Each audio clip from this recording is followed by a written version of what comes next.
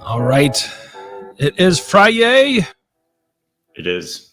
I just like twitched. It came on the camera. It like surprised me again. It's like, yeah. Are you shocked we're recording on a Friday, Todd? Your Daily Scrum.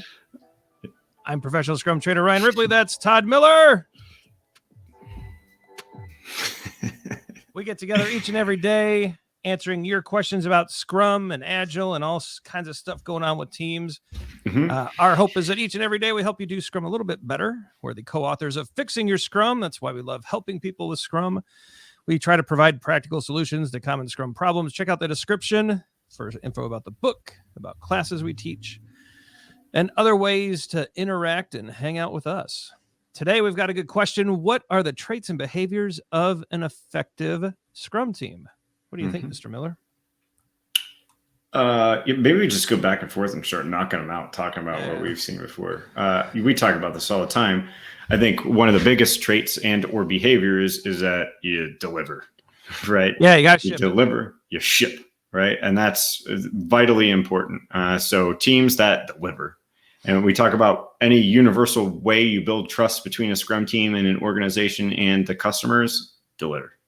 Yeah, consistently achieving sprint goals is a huge sign of a effective Scrum team.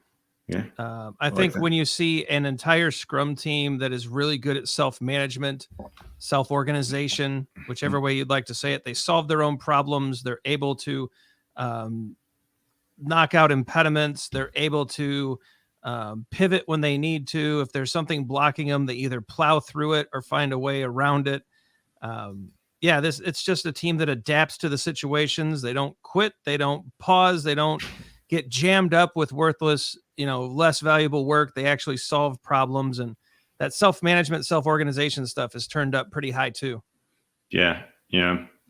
And, another thing I think of too, is that they really genuinely care about the quality of their work. Yeah. Right. Really genuinely care about the craft, being craftsmen, finding new ways of working. Oftentimes you'll talk to people that do things at night, in the evening, trying to get better, right? Have pet projects, things like that. So I think really focusing on the quality is something I see too. I think it's another. It's almost like they take bugs personally. Yeah, I like that. Yeah, that's a good one. I think that's true. Something else that I tend to see in effective Scrum teams, there's really a lack of the blame game. They're not worried about whose fault it is. They're worried about how we can come together as a team to support one another and to solve whatever problem has come up. They're not like, the first step is not to make sure it wasn't my fault.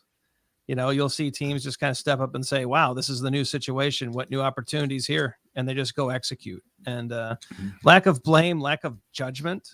Someone kind of shoots out every once in a while, I'll shoot a silly idea to Todd, and he's not making fun of me. He's like, all right, I don't know if that fits in with our current mission. And then I'm kind of like, oh yeah. And we move on. There's no, what an idiot. Or there's just not that kind of language or dynamic on a Scrum team. Yeah. Yeah. Are you insinuating that they operate by the Scrum values, right? I would say the Scrum values are very much present in an effective Scrum team. Yeah. And I've kind of got one like out here that I've always noticed too, is that they're fun to be around. Yeah. Right. A lot of laughing, a lot of fun, polite fun, stuff like that. They genuinely enjoy each other's company. Like they hang out at lunch. I remember a very effective team that would play board games at lunch. Oh, that's cool. They actually liked being around. I mean, that they would take breaks from each other. Don't get me wrong, but they genuinely enjoyed being around one another and really thrived as a group. The fun factor is there.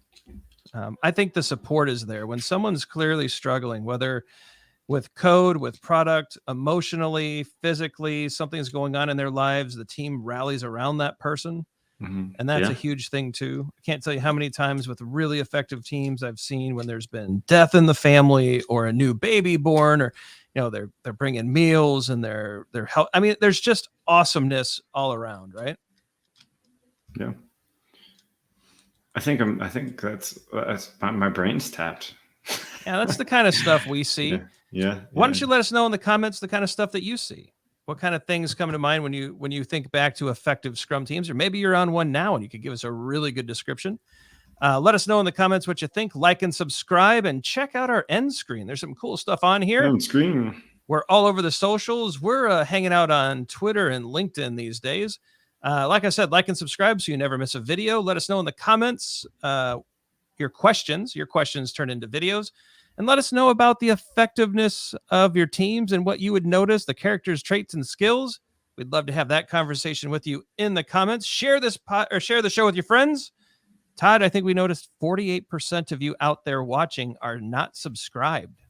I know. That 48%, if they would subscribe, we'd have a store. We would have merch. It's merch. So the 48% out there, hit that like and subscribe button, and we'll get merch going.